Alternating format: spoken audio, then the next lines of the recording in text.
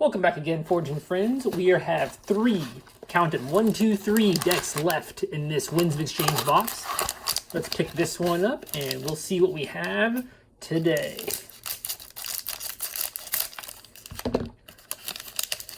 Starting with Sanctum, Star Alliance, and Mars.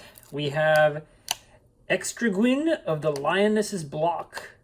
And a winged Archon that's got kind of a weird V-shaped head, lightning coming off of him, and a cool robot token. All right, let's crack it open. Dropping down the Archon card, we have the token Bot, a 1-power creature. As an action, you can use a friendly non-Star Alliance creature. It is built-in efficiency. He can use cards off house. Very, very cool. All right. Starting with Star Alliance, we have Teamwork, action card. Make a token creature. If there are more enemy creatures than friendly creatures, archive Teamwork. Good early game or one card from behind. That's nice. Got 2 of those. Got 3 of those. That could be really good. Wow. We've got Specialist Guthrak, a 3-power creature with Skirmish. After fight or reap, capture 1 amber for each house represented among Specialist Guthrak and its neighbors. Want to put him next to things that don't share a house with him. Okay. We have Scout Chief Corrigier. Make a token creature. After fight, after reap, make a token creature. Wow, we already have 4 token generators right off the bat. Very cool. Red Alert, action card with play. If there are more enemy creatures than friendly creatures, deal damage to each enemy creature equal to the difference. Very, very good. CR Officer Hawkins, a 2-power creature with deploy, and gain 1 amber for each of CR Officer Hawkins' non-Star Alliance neighbors.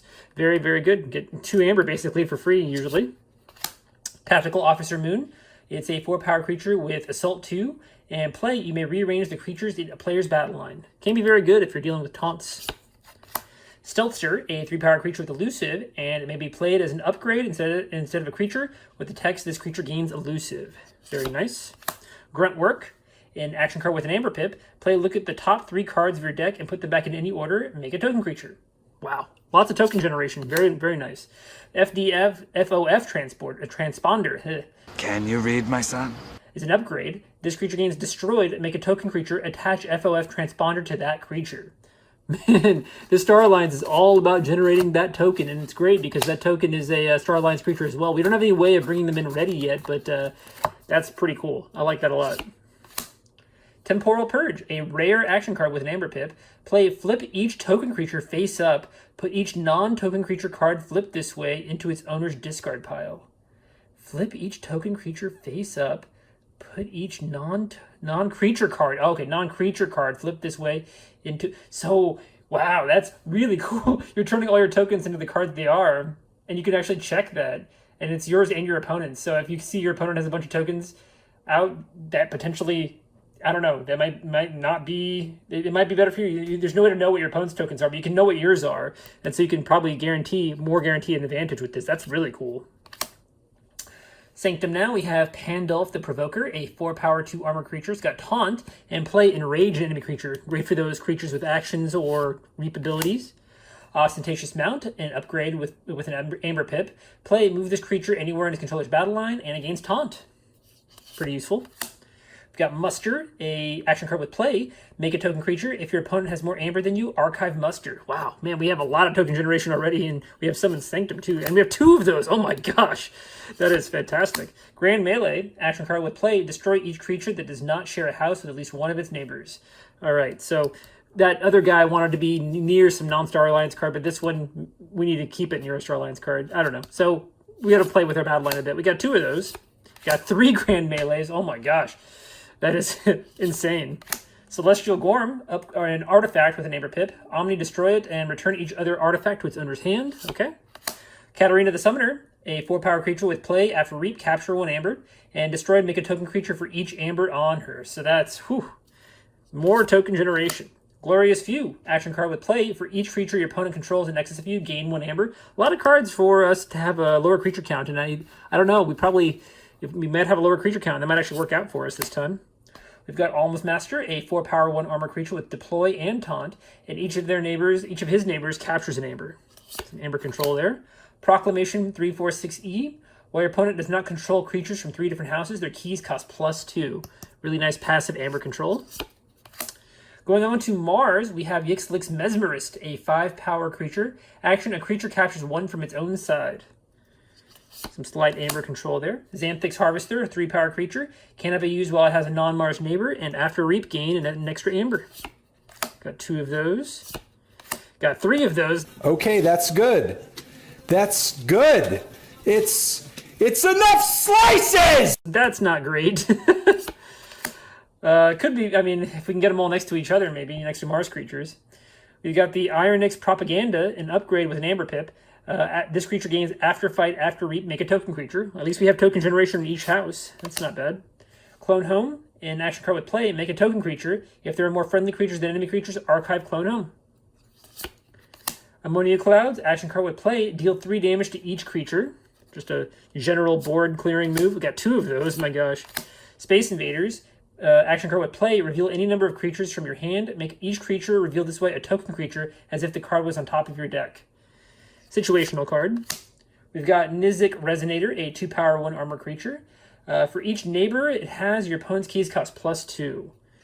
Pretty big target, good card. We got Exterminate, action card with play. For each friendly Mars creature, destroy a non-Mars creature with lower power.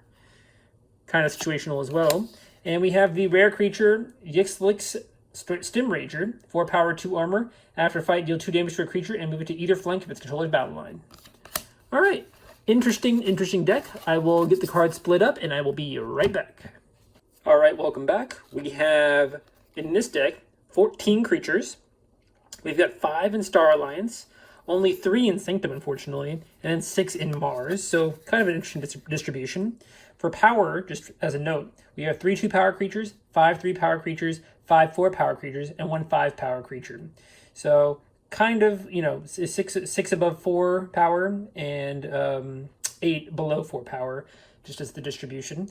And for token generators, now we have 12 token generators, 6 in Star Alliance, 3 in Sanctum, and 3 in Mars.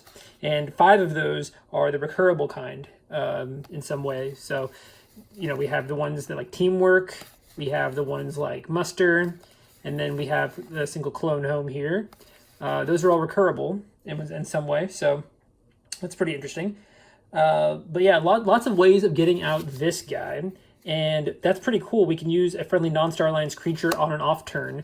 The problem is we have 3 Sanctum and 6 Mars. So we have 9 of our 14 creatures that we could possibly use with it. And they're not like the most powerful creatures. So it might not come into play. We might end up reaping with a lot of these tokens more of the time. But it's a nice option to have.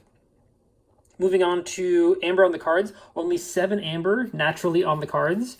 And I also counted CR Officer Hawkins. I counted him as 1 just because we might not have, you know, too many options to put him next to 2 different neighbors. So I counted him as 1 Amber. But yeah, overall 7 Amber on the cards. So that's pretty low. We'll have to do a lot of reaping. And that might help. This might probably be the main reaper of this deck. Looking for Ember Control. We have 6 Ember Control. We have some small things that kind of help us with that. Things like Proclamation 346E kind of give us some passive Amber Control. I'd probably mulligan for that card, to be honest, because we want that out as long as possible. The only problem is that has some anti-synergy with our Celestial Gorm. So our only artifact control kind of has anti-synergy with our deck. So something to keep a note of there. Other things that can kind of do some Amber Control. We have Katarina the Summoner can capture 1 after every reap. So that's something. And then Alms Master. We have a lot of ways of doing like one-off kind of captures, one-off mitigations here and there. And then the Resonator. So the Resonator and the Proclamation artifact are kind of our main ways of keeping our opponent's keys slowed down while we race towards ours. Like I said, artifact control, we have that Gorm. Creature control, we have 8. We have a lot of kind of different board wipey things, but they're not necessarily always very good. We have the Red Alert, and since we have a low creature count, that could possibly come in handy. We have a lot of cards that require a low creature count, so that's pretty good. We have 3 Grand Melee, but if our opponent kind of knows this is coming, like in a open deck list format, they can easily play around this. So not the greatest card to have in multiples. Ammonia Cloud kind of hits everybody, so That's not great. That's not terrible. It's not great. Since we have 5 decently powered Mars creatures, this Exterminate might come in handy. It's a very specific kind of creature mitigation, but it might come into play. Looking at efficiency, now we have 1 card that lets us kind of draw Gruntwork. Yeah, we can look at the top 3 cards of our deck, put them back in any order. So it doesn't actually let us draw. So that's going to be 12 efficiency, which I'm just counting the tokens because the tokens let us use cards off house. But, you know, a lot of times, like I said, we're going to probably reap with these tokens because we have so few targets. Like maybe in practice, it makes more sense to use other creatures in place of them. And if given the option, we will. And more often than not, they'll be reaps. So anyway. I'll say for efficiency, we'll count that as 12 anyway, because they can use cards off house. In recursion, like I mentioned, we have 6 recurable creature generators, or token generators. So overall, the game plan, and no disruption, but overall the game plan for this deck is to get as many tokens out as possible. We have so many ways of doing that. We want to get a lot of our recurable token generators, especially the 3 teamworks. If we can get them all into our archives at the same time and run them all out at the same time, that would be kind of huge. So we want to keep a low creature count out to use our powerful cards like Teamwork, like Red Alert. We have a few more, I think. At least we have 1 more, I think, somewhere in here. But yeah, we want to, you know, kind of watch our board size so we can make use of a lot of these things. And then, yeah, Muster. Oh yeah, having a Muster in there too would be kind of cool. So... That was cool. Yeah. And then using our tokens to kind of use creatures off house, to kind of play around with our creatures and get a lot of amber that way, a lot of value that way. That's kind of what the game plan for this deck is, which I don't think it's the best of decks I've seen. I think this is a little bit of a missed opportunity. If it had a few more maybe amber generators in the cards, that would have been nice. Maybe a little less reliant on an artifact. The artifact reliance for amber control is a little bit of a crutch, I would say. But overall, I think it's an interesting deck. I think I'll try it out at some point. I would put it in the 60s as far as SAS goes. I'm going to say a 67. You know, that sounds about right to me. But what do you guys think? What would you rate this? Go ahead and leave your ratings in the comments if you want. And if you like this video, I appreciate a like. And if you want to see the last 2 decks unboxing coming up here, please subscribe. You guys have a great day, and I'll see you soon. Bye-bye.